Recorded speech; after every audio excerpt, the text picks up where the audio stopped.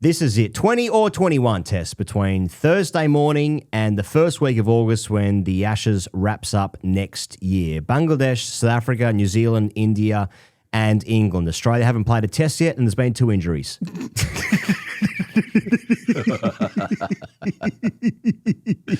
Not sure. But the right kind of injuries, with respect. The blokes weren't playing, so it doesn't matter. Right kind of injuries. Bench strength looking a little leaner at the moment, so I'm not sure how Inglis's back is doing.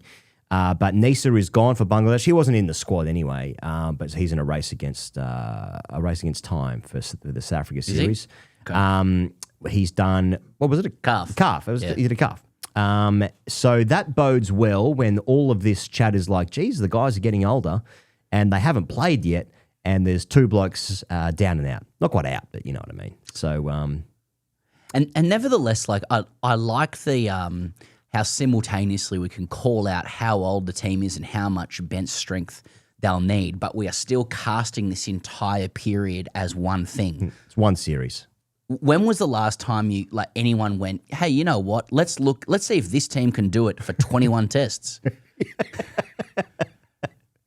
I mean, the conversation should be like, who will be there at the end? Who will be standing? But I can't see it at the moment. I like this team. I like the safety of this team. There's nobody underneath. It's kind of been designed that way.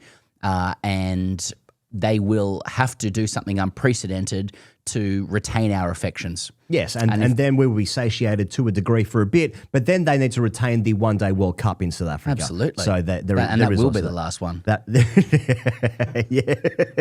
That truly is last goal wins. One team needs to win that, and then we'll finish it, I think. Or will it just keep going until India wins the last one? Yeah, well... Yeah. Indeed.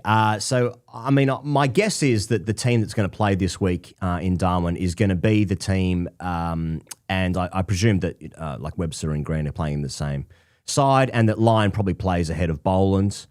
That's my guess. Yeah. And why is that the guess, by the way? Because I want to discuss this, the 11. Like, is it just like, well, it's been 8 months and let's get back to the safety. Let's just get back to what it is in our heads. Yes, I recall during the T20 World Cup that I was saying that I think it's time for Cam Green to take a spell. And now that the test matches are starting, I'm like, let's bring him back in because we need him. I remember the ceiling. Have you seen the size of the thing? So I love how Scott Boland only just joined the Australian team. That was in 2021. But he just sits on the outside, averaging 18 with the ball. He took a hat-trick against the West Indies, and he was unlikely to start the next game because Kratzy with the pink cake. You know what I mean? The team's a team. The team's a team. The team is a team. Conservatism reigns supreme, and we like that. Let's be right. These test matches are going to be near farcical. Bangladesh have shown little to nothing, and nothing is generous. They've been absolutely fucking pumped by a second-grade side. Which is insulting to the guys that did play that game. And they lost by an innings to Zimbabwe, who we respect greatly as well. And there's no reason to suggest otherwise, right? I mean, David Hooks was right, albeit 22 years ago or so, that it should be done in a day. And if it's not, there should, again, it's Argus, which is where we're staying in Darwin. But done in a day. He did say that. Any ideas, read the deck? Do you have any intel on what's doing vis-a-vis the deck? They did put the curator up, didn't they? And it is a curator. Yeah, fucking yes. Oath it is. I don't know anything about the deck. Nothing. Usually that informs who will be picked, but in the absence of knowing that, it's just the team, isn't it? Everyone's recovered from injury. I suppose so. Well, because I want to say, like Scott Boland has got the lowest bowling average and best strike rate of the 4 the 5, I suppose, who are in contention for 4 spots. The problem is that because he's a team-first guy and least likely to have a sour face on camera when asked about being dropped, he's the most dispensable. And that's the challenge I'd put out there to Barrel. Okay, line, length, pace, durability, attacking, defending, cares up to the stumps to him, wickets, average, all exceptional. That's great. Sure. What about the internal body language when he isn't rewarded, though? Yeah. It's critical he cultivates a fear around him if bad news looms for Scott Boland. This is his weakness. There are many people at all levels, who have retained their place in cricket teams because the captains just looked at them and gone, I could not be bothered dealing with this cunt. Holy shit. He's bubbling. He's Exactly. bubbling away at mid-off there. Just a good faith suggestion to Barrel. Of course, yeah, he's never put a foot wrong since coming into the side, and by that I mean he averages 18 with the ball, and he strikes at 38, and he's the most durable, just about. There you go, Kratz. Yeah. So in the history of the sport, it's one of the greatest starts to a Test career, and it is a start to a Test career. He's just started his career. He's just starting. Yeah. He's 43 years old. That's right. Now I can make all these sardonic points about the fact that Barrel will be dispensed with because he's the team first guy. Well, he's not from bloody New South Wales. Well, that's true. That's true. But if you do make a sound of a horse and Hazelwood is fit, then I want him to play. So that is the hard thing for Barrel to overcome. You can't tell me if he wasn't invited to Pat Cummins' wedding and he embarrassed himself in some way, they'll be like, Barrel's all right, he can come in. Sorry, Hoff, called the Jets, you know? Exactly. That's exactly right. But you would have caught Alex Malcolm's piece overnight. We request it most nights. But he can only publish once a week. So unfair that word is ruined. Yeah. Pace against time. This is a project that he's been working on for some time, Alex. It's one of the best in-depth features into a material Australian cricket matter that I've read for some time, as opposed to like Nancy privatisation chats and off-field issues and shit like that with suits. I thought it was mid. The article, 5,800 words. This is mid. And I'll just summarise it glibly and unfairly. But it's talking about Australia's pace stocks or gas reserves. Great old blokes, great young blokes, possibly lacking that bridging generation, which we had in between kind of Maguire and Cummins, etc. You had your Ryan Harris, your Mitch Johnson, your Peter Siddle. I'm sure they'll love to be known as bridging. 600 wickets between them. Yeah. But that Alex didn't say that, but he said everyone's got stressies at all levels. Right. And I just had a few areas of improvement for Alex. And this is an article I do recommend everyone to read if you want to get a full sense of what is going on in Australian fast bowling. I don't understand why he didn't solve stress fractures in the article. Just a little editor's note there. Why don't you just provide a solution? Yeah. And I would have enjoyed a reference to glue factory because I feel like that is a term that is going to get a lot of airtime. In the next 12 months. Yes. There's going to be a lot of glue watch and a lot of eyes painted on watch, a lot of paint and glue in circulation. We might hark back to this day 2 days before the start of the 21 Test series when we were remembering how good this side was because they hadn't played yet. And we see, like India's got a new dawn starting with their side in Sri Lanka. England's released their 16-man squad for 2 tests against Pakistan. And then they'll, presumably announced the 15-man squad for one test match, the third. So we'll remember this time being like, geez, we were right on top of the world. And it all fell apart. I mean, it won't fall apart against Bangladesh. Let's be right about that. I mean, you referenced David Hookes saying in 2003, the first of the Darwin Bangladesh-Australia test matches, 2003, Khalid Mahmood, talking to Crick Buzz, was talking about how the Australians didn't sledge. So if you thought that a Steve Waugh-led side didn't rate that Bangladesh side enough to sledge them, wow, this side coming up is somehow worse than that, I reckon. Oh my dear Lord! Yeah, Matthew Elliott was in that squad. He had a good season, and they brought him in anyway. I think a punter was not meant to play, then he played. I see. Yeah, that's right. Now, it's a cash-in runs situation for Australia. Yeah.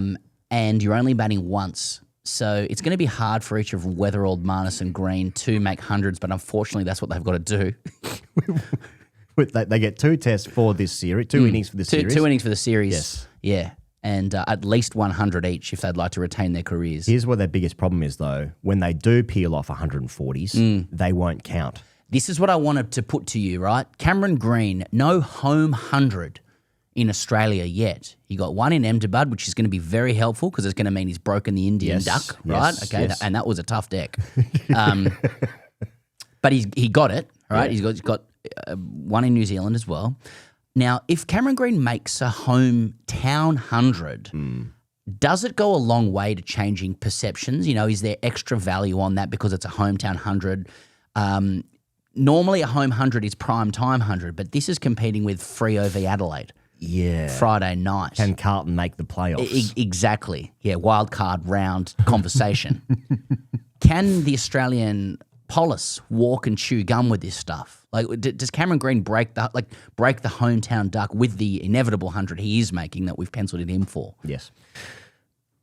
No one knows that the Australian cricket team is playing. That's a problem. That is the biggest problem. Now, people listening to this show will know because they somewhat like cricket, but they'll say to their friends, "Did you catch the cricket?" And they'll say, "When? The Ashes?" And, "No, I didn't watch that either because I didn't rate that one because England didn't play very well."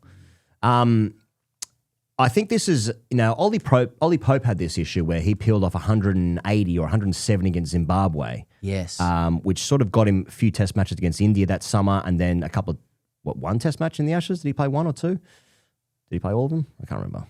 I don't know. My point being that that 100 was enough to just keep him in the side because he scored 100 and I'm pretty sure Duckett and Crawley also scored hundreds in that Zimbabwe test match. So a home game. Time-buying 100. Time-buying 100. Do you put the Bangladesh games in the same bucket as a Zimbabwe test ahead of an English summer? Yeah. Yeah. Yeah. Interesting. In that Something for me is it's a 2-test series. Makes me feel like it's got more gravitas and we'll take any runs we can get. Yeah, I think Zimbabwe are slightly stronger than Bangladesh. Well, they are because they've been by innings recently. So, I like the problem with your Weatherolds, your Marnuses and your Greens in terms of your run scoring potential is that it might buy you 5 minutes. And then people will remember, A, that this never happened, and 2, that it doesn't count because of the opposition. And in fact, the more runs you score against the weak opposition, the more it highlights your deficiencies when you don't score against good oppositions. It becomes a doesn't count 100. So what kind of run? It's very hard now for the guys. This is one of the most disrespectful we've ever been on this show about an opposition. And I still think it's not enough. I don't know. We haven't associated them with disabilities yet, and that turned out well.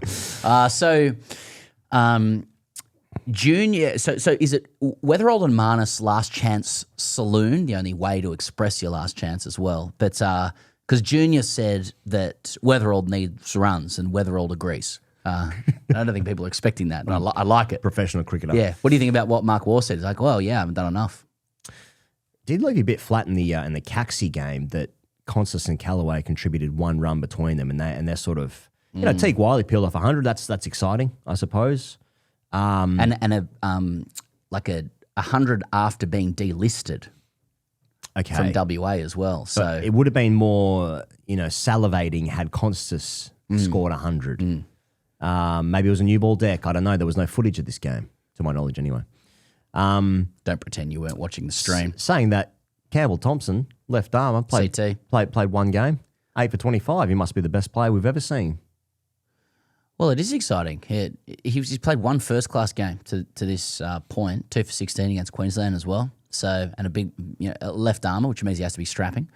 And 8 for 25. I'll have a look at it. I will have a look at 8 for 25. Can I just stick with the batting for a second? Yes, sir. Because Alex Malcolm again on the case. Let's have another look at another piece. He says Weatherall's been tinkering with his technique. Okay. Right? So everyone pointed out during the Ashes that he was very crouchy. Jake Weatherall, he was sort of protecting that 4th stump, which he'd been doing in Shield cricket, but with the bowling a little bit quicker in Test cricket, he'd been getting his pad blown off. Sounds fair enough. So at Leicester, he's added a trigger movement, and he's also standing a little bit taller, and it's noticeable. Okay. Now, I just want to add in that Marnus has also changed something, and I read an AAP, not AFP, but not far off, I suppose. All of this stuff. But the headline is Marnus's longest break leaves him feeling confident, which I think we can all get around because that's generally how we all feel after an off-season in grade cricket. It's an off-season of shorn of failure. When there's no failure, you're doing nothing, you become good. I presume there's been butcher's papers, whiteboards, goals, etc.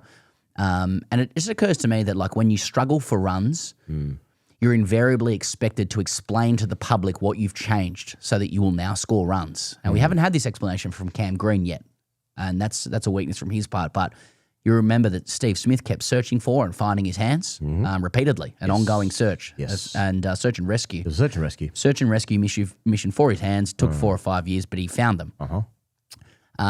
Whether he's going to stand taller, Marnus just stopped playing. So at least they've all got things that they have added or taken away from their game that is going to result in these cash-in runs. Yeah, yeah. I mean, if Cam Green does peel off, an exciting, let's say, 35-ball 100 against Bangladesh, he may need to domicile to Darwin. He may need to find maybe that could be his thing because whether or we just play more games there. Well, that's interesting as well. I mean, winter hundreds. I just find it very difficult to find any like long-term, sort of things to hold on to with anything that happens in these test matches. So are these test matches are nothing to gain? Test matches only stuff to lose, or is it nothing? Is this a centre wicket, or is this a bash the door down If series? they get through the test matches, then I'll be happy. If they Will you? But what sort of results do you need from the team? Because they can't. The problem is they can't all perform, so we can then focus on people who haven't. Yeah, I think there is way more to lose. There's way more to lose than there is to gain. Now, in that game in Darwin in 2004 or whatever it was, punter made 10. Right, and we don't remember this, do we? But if one of our boys, sorry, I do. Matthew Elliott was going. Yeah, I mean, I guess I'm preparing myself for the fact that guys can get out. Just coming back to first principles of these things. Guys can.